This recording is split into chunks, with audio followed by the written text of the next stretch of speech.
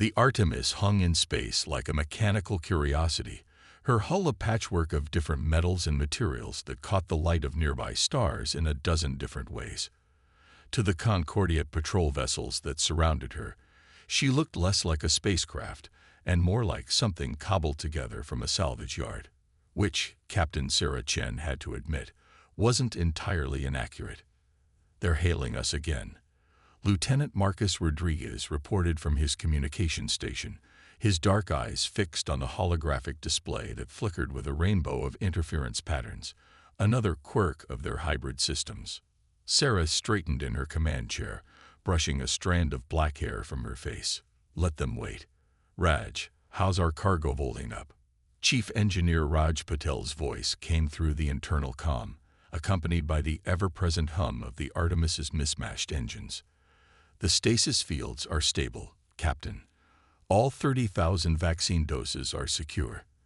Though I had to reroute power through the backup systems again, our primary coolant loop is being temperamental." Temperamental, Sarah mused, is one way to put it. The Artemis had started life as a standard Earth Alliance cargo hauler, but after 15 years of modifications, repairs, and improvements, she was anything but standard. The Concordiate, with their sleek ships and perfectly matched systems, would never understand. "Captain," Marcus interrupted, "they're threatening to open fire if we don't respond in the next 60 seconds. Sarah allowed herself a small smile. "Put them through." The main view screen flickered to life, revealing the angular features of a Concordiate commander. His crystalline skin caught the light of his bridge's illumination, creating prismatic patterns that were probably meant to be intimidating. "Unregistered vessel," he began, his translator giving his words an artificial precision. "You are in violation of Concordiate space. Your ship fails to meet minimum safety and aesthetic standards. Power down and prepare for boarding." Sarah leaned forward in her chair. "This is Captain Chen of the independent cargo vessel Artemis. We're on a registered medical transport run to the Outer Rim colonies. Our papers are in order, and we have 30,000 doses of the Nexus fever vaccine in our hold. Vaccines that won't survive a power-down procedure." The commander's crystalline features shifted in what Sarah had learned was their equivalent of a sneer. "You expect me to believe that someone would entrust vital medical supplies to this?" He gestured, presumably at an image of the Artemis on his screen. "Belief doesn't change facts, Commander. Check our registration and cargo manifests. We're legitimate. Your documents may be in order, but your vessel is an offense to Concordiate engineering principles. The Outer Rim colonies are under our protection. We cannot allow such a hazard to traverse our space." Sarah felt her crew tense around her. They'd faced this prejudice before, but never with such vital cargo at stake. 30,000 doses of vaccine, desperately needed by colonies facing an outbreak. Colonies that the Concordiate claimed to protect but often neglected.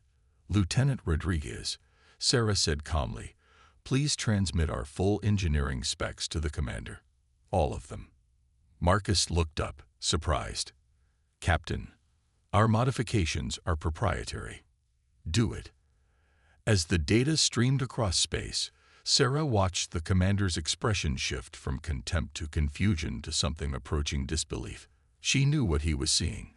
Cooling systems adapted from deep-sea thermal vents, shield harmonics that shouldn't work together but did, power distribution networks that looked like abstract art but operated at 98% efficiency. "This is impossible," the commander declared. "These systems should tear each other apart." "Should, but don't," Sarah replied. "Look at the efficiency ratings, the redundancy levels, the safety margins. We may not look pretty, Commander, but every modification, every patch, every aesthetic violation serves a purpose. We carry vaccines through regions of space your ships won't touch, to colonies your people forgot exist." The commander studied something off-screen, his crystalline features refracting light in complex patterns. "These readings, they can't be correct. Your shield harmonics alone violate 3 laws of energy physics." "No, Commander. They violate 3 laws of Concordiate physics. Human engineering has a different perspective on what's possible. A new alarm chimed on Marcus's console. Captain, long-range sensors are picking up gravitational distortions. Looks like a storm front moving in from the nebula. Sarah saw the commander receive similar information on his bridge. Gravitational storms in this region could tear ships apart, scatter their atoms across light years of space. The Concordiate vessels would have to retreat to safe distances. Commander, Sarah said, you have a choice. You can escort us to the edge of Concordiate space, burning fuel and risking your ships in the process. Or you can let us proceed to our destination through the storm front, a journey our hazardous vessel is specifically modified to handle. The commander's features shifted through several crystalline patterns Sarah couldn't interpret. Finally, he spoke. You would risk your ship and crew through a gravitational storm to deliver vaccines to colonies in need. Without hesitation, the Artemis was built for exactly this kind of mission. Check your readings again, Commander. Those violated physics laws. They're what let us survive conditions that would tear your ships apart. The silence stretched for several long moments, broken only by the steady hum of the Artemis's hybrid engines and the distant rumble of the approaching storm. The gravitational storm front approached like a wall of distorted space, turning the stars behind it into smears of light. On the Artemis's bridge, Sarah watched as the Concordiate vessels began their retreat, their perfect formations breaking apart as they sought safer distances. They're still monitoring us, Marcus reported, his fingers dancing across his console's mismatched control surfaces. 2 long-range sensor drones staying just outside the storm's influence. Sarah nodded. Let them watch. Raj, how are we looking down there? The chief engineer's voice came through clearly despite the growing interference. Ready as we'll ever be, Captain. I've got the gravitational compensators from that old mining rig spooled up, and the inertial dampers from the Kelvin expedition are purring like kittens. Well, angry kittens with hiccups, but they're working. Storm boundary in 2 minutes, announced Dr. Maya Santos from the science station, her silver-streaked hair reflecting the red warning lights that had begun to pulse throughout the bridge. First waves are already affecting local space-time geometry. Sarah felt it in her bones, the subtle wrongness of space beginning to twist around them. Most ships would already be experiencing structural warnings. The Artemis just creaked softly, her disparate parts flexing and adjusting like a living thing. Bringing the Hawking fields online, Raj reported, routing power through the auxiliary matrices. Now, the view through the main screen shifted as layers of exotic shielding activated. The Artemis' unique defense system had been cobbled together from 3 different civilizations' technologies, each covering the other's weaknesses. The Concordiate would have called it an abomination. Sarah called it survival. Storm boundary in 30 seconds, Maya announced. Captain, I'm detecting something odd in the gravitational patterns. This isn't a natural formation. Sarah leaned forward. Explain. The wave frequencies are too regular. It's like, Maya's eyes widened. It's like someone's using the storm as cover. The realization hit just as the first major gravitational wave struck. The Artemis shuddered but held together, her hybrid shields dispersing the worst of the spatial distortions. Through the warped space ahead, Sarah caught glimpses of movement. Multiple contacts, Marcus called out, emerging from the storm front. Signatures matched Nexus raiders. The pieces clicked into place. The Concordiate's unusual aggression, the conveniently timed storm. This was a trap, but not for them. The raiders had been waiting to ambush any ship carrying the valuable vaccine, expecting easy prey once the Concordiate patrol was forced to withdraw. They're powering weapons, Marcus reported. 6 ships, Carillion heavy frigates. They're trying to box us in against the storm front. Sarah allowed herself a grim smile. They're expecting a normal cargo hauler. Raj, remember that crazy idea you had about the gravitational compensators? There was a pause on the comm. The one you said would void every warranty in known space. That crazy idea. That's the one. How fast can you make it happen? Give me 2 minutes. But Captain, we've never tested this. Theory says it should work, but theory will have to do. Maya, plot me a course through the densest part of the storm. Marcus, warm up the point defense grid. The real one, not the decoys. The raiders were closing fast, their ships arranged in a standard attack pattern.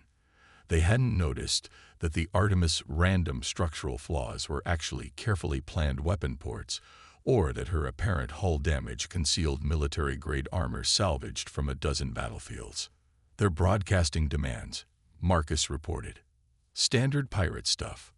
Power down. Prepare to be boarded or be destroyed. No response needed, Sarah replied. Raj, how are we looking? Ready on your mark, Captain. But I feel I should mention that if this goes wrong, we'll probably implode. Sarah watched the raiders draw closer, their confidence evident in their aggressive approach. If this goes wrong, implosion will be the least of our problems. All hands, braced for maneuver. Maya, start your run. The Artemis turned toward the heart of the storm, a move that must have looked like suicide to both the raiders and the watching Concordia drones. Gravitational waves twisted space around them, but instead of fighting against them, the Artemis began to ride them like a surfer catching ocean swells. Raiders are adjusting course to pursue, Marcus called out. They think we're running. Raj. Sarah commanded, now. Deep in the engine room, Raj threw the final switch. The gravitational compensators, designed to protect mining ships from intense gravitational forces, suddenly reversed polarity. Instead of fighting the storm's waves, they began to amplify them, creating a cascade effect that the Artemis' unique shield configuration channeled and focused like a lens. The result was spectacular. The space behind them literally folded, the gravitational forces becoming so intense that the pursuing raiders had no time to react. Their elegant ships, designed for straight combat, found themselves caught in a gravitational tsunami of the Artemis' making. 2 raiders dropping back, Marcus reported, excitement creeping into his voice.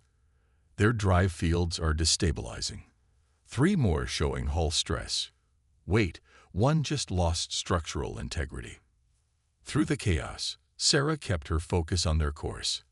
The Artemis shuddered and groaned, her hybrid systems straining but holding as they rode the wave they'd created. Behind them, the raiders scattered, their formation broken, their ships barely maintaining cohesion against forces they'd never been designed to withstand. Last raider is bugging out, Marcus announced. They're all retreating to the edge of the storm. Captain, the Concordia drones are still watching. Sarah nodded. Let them watch. Let them see exactly what human ingenuity could accomplish when pushed to its limits. Maya, plot us a course through the storm. Our colonies are waiting for their vaccines. As the Artemis pushed deeper into the gravitational maelstrom, her mismatched parts working in impossible harmony, Sarah couldn't help but wonder what the Concordian observers would make of their performance. Sometimes the most elegant solutions came in the ugliest packages, a lesson humanity had learned long ago, and one they were still teaching to the galaxy at large. The aftermath of the gravitational tsunami left the Artemis' sensors struggling to make sense of the twisted space around them. In engineering, warning lights flickered across jury-rigged control panels as Raj fought to keep their hybrid systems balanced. Port gravitational compensators are redlining, he reported through the comm. The focusing array we salvaged from that Meridian cruiser is starting to degrade. We can't pull that trick again, Captain. Sarah watched the storm's patterns on the main view screen, where Maya's calculations showed their projected course through the chaos. With luck, we won't have to. Status of the vaccine cargo. Dr. Santos checked her readings. Stasis fields are holding, but our power reserves are dropping faster than expected. The storm's interference is forcing our systems to work harder to maintain stable conditions. How long until we clear the storm zone? At current speed. Maya paused, frowning at her calculations. 3 hours, minimum, Captain. there's something else. I'm detecting coherent energy patterns within the storm. These distortions, they're not just covering someone's tracks. They're being actively maintained. Sarah felt a chill that had nothing to do with the ship's environmental controls. You're saying someone's generating this storm. Not generating. Shepherding. Like ranchers herding cattle. They're using existing gravitational distortions but controlling their flow, creating a corridor. Marcus looked up from his communication station. A corridor that just happens to run straight through Concordiate space to the outer rim colonies. That can't be a coincidence. Multiple contacts. Maya suddenly called out. Emerging from the gravitational eddies, these signatures don't match anything in our database. The view screen shifted, showing ghostly shapes materializing through the storm's chaos. They moved like sea creatures swimming through cosmic currents, their forms seeming to bend and flow with the gravitational waves rather than fight against them. They're hailing us, Marcus reported. But this is strange. The signal's coming through clearer than it should in these conditions. Sarah straightened in her command chair.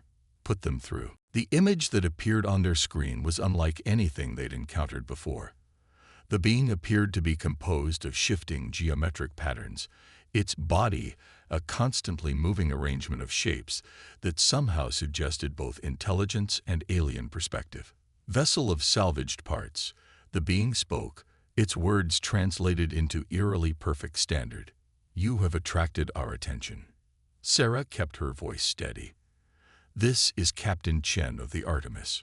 We're on a medical transport mission. Our business here is legitimate. Legitimacy, the being's patterns shifted in what might have been amusement, is a matter of perspective, Captain. We have watched your kind's expansion into space with great interest. You take the discarded pieces of other civilizations and create possibility. If you've been watching us, Sarah replied, then you know why we're here. We have vaccines needed by the outer rim colonies. Yes, the colonies that the Concordiate claims to protect, yet leaves vulnerable. The same Concordiate that would reject your vessel for its appearance, while failing to recognize its strength. The being's pattern swirled faster, but that is not why we reveal ourselves now.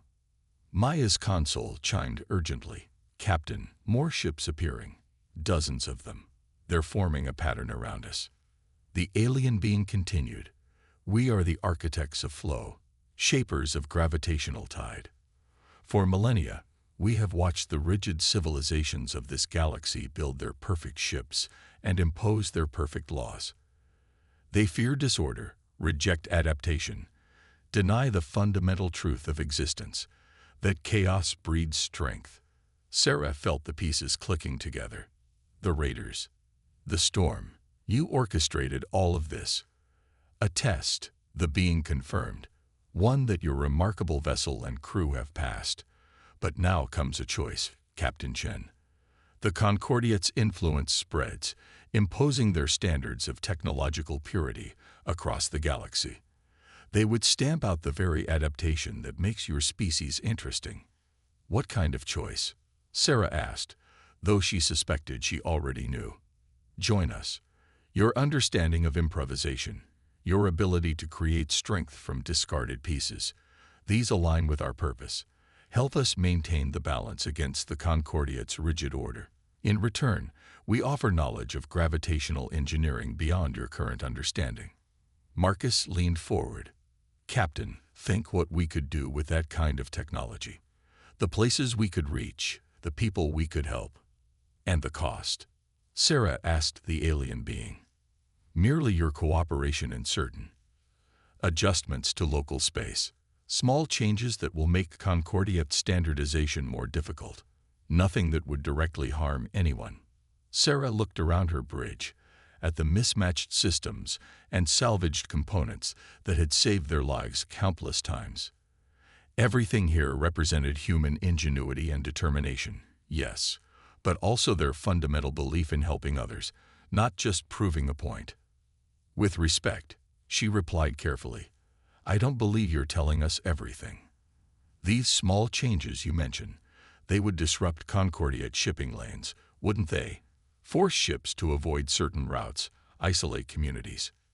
The being's patterns became more angular, aggressive. Sometimes isolation breeds innovation. Your own species proved that on Earth. Innovation born from necessity is one thing. Deliberately forcing that necessity on others, Sarah shook her head. That's not why we built the Artemis. Every modification, every salvaged part was added to help us reach people in need, not prove an ideological point. Then you choose to stand with the forces of rigid order. The being's patterns now pulsed with what seemed like disappointment or threat. No, Sarah replied firmly. We choose to stand with those who need us. The colonies are waiting for these vaccines, and we're going to deliver them, through your storm, past the Concordia patrols, whatever it takes. Because that's what the Artemis was built for. The geometric patterns surrounding the alien being began to spin rapidly. Perhaps we misjudged humanity's potential. If you will not aid in maintaining balance, you become an obstacle to it. Around the Artemis, the gravitational storm began to intensify. The alien ships moving into attack positions. Sarah exchanged glances with her crew, seeing in their eyes the same determination she felt. They had survived raiders, navigated storms, and proved their worth against impossible odds. Whatever these architects had planned, the Artemis and her crew would face it together. The gravitational waves hammered against the Artemis's hull as the architects' ships tightened their formation. In engineering, Raj's fingers flew across his controls, redirecting power through systems that were never meant to work together. Captain, Maya called out, her voice tense but controlled. They're creating convergence points in the gravitational field. If these readings are correct, they're trying to tear us apart at a molecular level. Sarah watched the alien vessels moving through the storm like sharks through water. Raj, remember that paper you were reading about gravitational resonance? The theoretical one about harmonic interference patterns. Captain, that was pure speculation, never tested. Theory's all we've got right now. Can you modify our compensators to match their gravitational frequency? There was a pause filled only by the groaning of stressed metal. Maybe. But we'd have to drop our primary shields to redirect enough power. One direct hit. We won't survive a prolonged battle anyway. Sarah cut in. Marcus, start broadcasting all our sensor data about the storm and the architects back to those Concordia drones. Maya, I need everything you can give me about their attack pattern. The science officer's hands moved across her console. They're maintaining perfect geometric formations, using the gravitational waves to amplify their attacks. It's like they're conducting an orchestra of space-time. An orchestra. Sarah leaned forward. Raj, what happens if we introduce discord into their harmony? A chuckle came through the comm. Oh, that's nasty, Captain. Give me 2 minutes to retune the compensators. But we'll only get one shot at this. The architect's voice boomed through their communication system. Your resistance is illogical. Accept your role in maintaining galactic balance, or be eliminated as a destabilizing factor. Funny choice of words, Sarah muttered. Then, louder. Maya, plot us a course directly through their formation. Raj, how's that retuning coming? Almost there. Captain, this is going to shake us apart almost as badly as them. The Artemis wasn't built for. The Artemis, Sarah interrupted, was built to survive everything we threw at her. She's not going to fail us now. Marcus, prepare to broadcast on all frequencies. If this works, I want the whole sector to see it. The alien ships drew closer, their geometric patterns creating a cage of gravitational force around the Artemis. Warning lights flashed across every console as the ship's structural integrity began to fail. Compensators retuned, Raj reported. Ready on your mark, but we'll need to be inside their formation for maximum effect. Sarah watched the tactical display, waiting as the alien vessels moved to optimal positions. At just the right moment, she gave the command. Now, deep in engineering, Raj activated their modified gravitational compensators. Instead of fighting against the architect's carefully orchestrated gravitational waves, the Artemis began to emit its own frequencies, chaotic, unpredictable patterns based on the ship's mismatched systems and jury-rigged modifications. The effect was immediate and spectacular. Like dropping a handful of random notes into a perfect symphony, the Artemis's gravitational emissions disrupted the architects' carefully maintained patterns. Their formation began to break apart as their own gravitational control wavered. "It's working," Maya exclaimed. "Their ships are losing coherence. The storm pattern is collapsing." Through the view screen, they watched as the architects' vessels struggled to maintain their form. The being's perfect geometric shapes began to distort, their mastery over gravitational forces disrupted by the very chaos they had claimed to champion. "Broadcast this," Sarah commanded. "Show everyone what happens when you underestimate human adaptability." Marcus's fingers flew across his console, signal going out to all frequencies. "The Concordia drones are still monitoring. Captain, we're being hailed. It's the Concordia fleet." The main screen split to show the crystalline features of the Concordiate commander they'd encountered earlier. His expression was unreadable, but his voice carried a note of what might have been respect. "Captain Chen," he said, "our long-range sensors detect a massive disruption in local spacetime. Do you require assistance?" Sarah allowed herself a small smile. "Actually, Commander, we could use your help. We've discovered who's been disrupting shipping lanes in this sector. The architects of flow have been using artificial gravitational storms to isolate colonies and force technological adaptation. We're transmitting all our sensor data now." The commander's crystalline features shifted as he processed this information. "These readings, they defy our understanding of gravitational physics. How did your vessel?" "Sometimes," Sarah replied, watching as the architect's ships retreated into the dissolving storm. "The best solutions come from thinking outside conventional wisdom. Right now, those colonies still need their vaccines, and we could use an escort to make sure they get there." The commander was silent for a long moment, his crystalline surface refracting light in complex patterns. Finally, he spoke. Perhaps there is something to be learned from unconventional approaches. We will escort you to the colonies, Captain Chen, and I believe the Concordiate Science Council will be very interested in discussing your ship's unique capabilities." As the Concordiate fleet moved into escort position around the Artemis, Sarah looked around her bridge. Every patch, every jury-rigged system, every piece of salvage had played its part in their survival. They had faced down both rigid order and enforced chaos, staying true to their real purpose, helping those in need. "Plot a course to the colonies," she ordered. "Let's deliver these vaccines. And then I think we have some interesting discussions ahead about the future of human-Concordiate relations." 3 months after the encounter with the architects of flow, the Artemis docked at the newly established Joint Innovation Center on the Concordiate's capital station. The ship's patchwork hull stood in stark contrast to the gleaming perfection around it. But this time, there were no sneers or dismissive glances from passing officials. Instead, engineers and scientists from a dozen species gathered to study what they now called adaptive engineering. Sarah walked through her ship's corridors with Ambassador Lix, the Concordiate's chief of technological integration. The crystalline being's surface caught and reflected the light from the Artemis's mismatched illumination panels, creating the symphony of colors.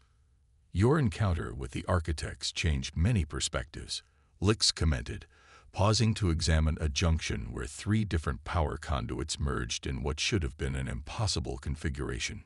"We had grown too rigid in our thinking, too convinced that there was only one correct way to achieve technological advancement."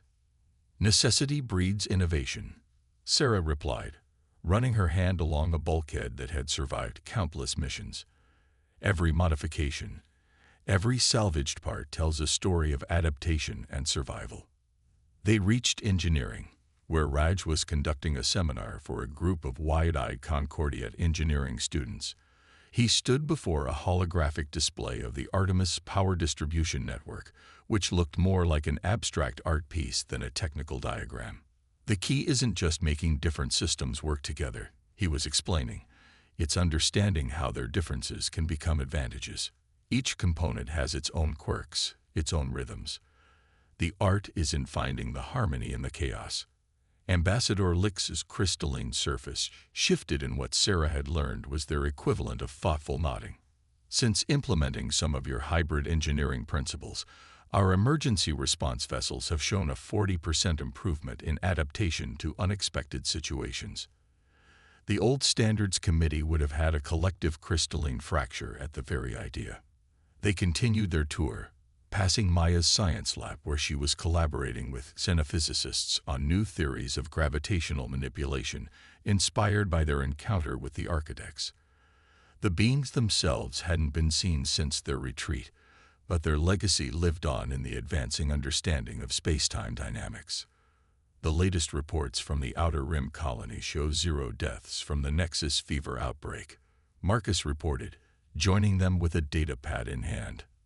"The vaccine delivery made it in time, and the new supply routes we helped establish are holding steady."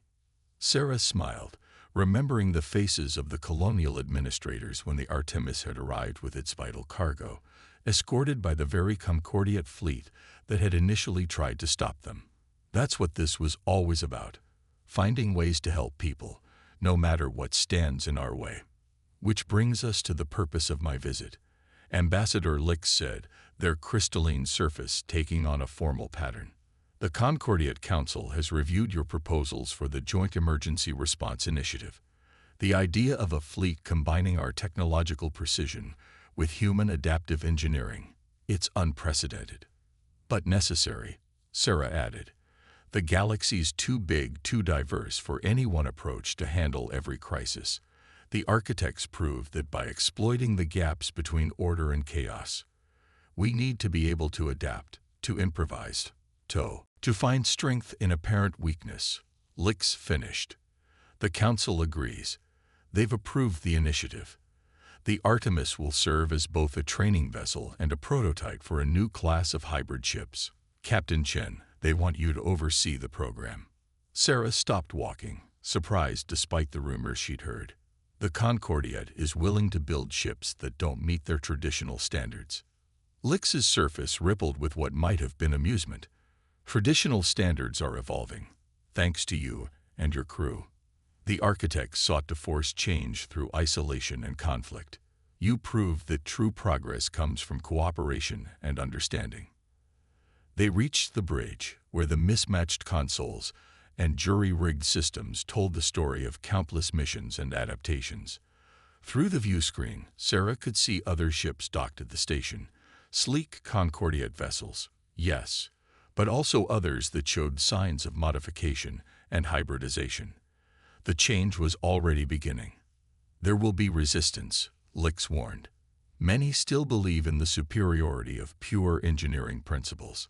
"Let them resist," Sarah replied. The Artemis started as a simple cargo hauler. Everything that makes her special came from facing challenges and finding unconventional solutions. That's the real legacy we're building here. Not just hybrid technology, but hybrid thinking.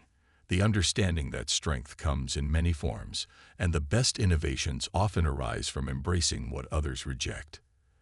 As if to emphasize her point, the ship's systems hummed in their unique harmony, cooling systems from 3 different worlds, power conduits that defied conventional physics, and shields that had proven themselves against both pirates and spatial anomalies.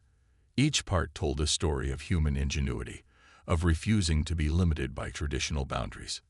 "The next generation of ships," Sarah continued, "won't just be about combining different technologies. They'll represent a new way of thinking about space exploration and emergency response. And maybe, just maybe, they'll help us build a galaxy where fewer colonies feel isolated. Fewer people have to wait for help because their needs don't fit standard protocols." Ambassador Lix's surface took on the deep, resonant patterns of formal agreement.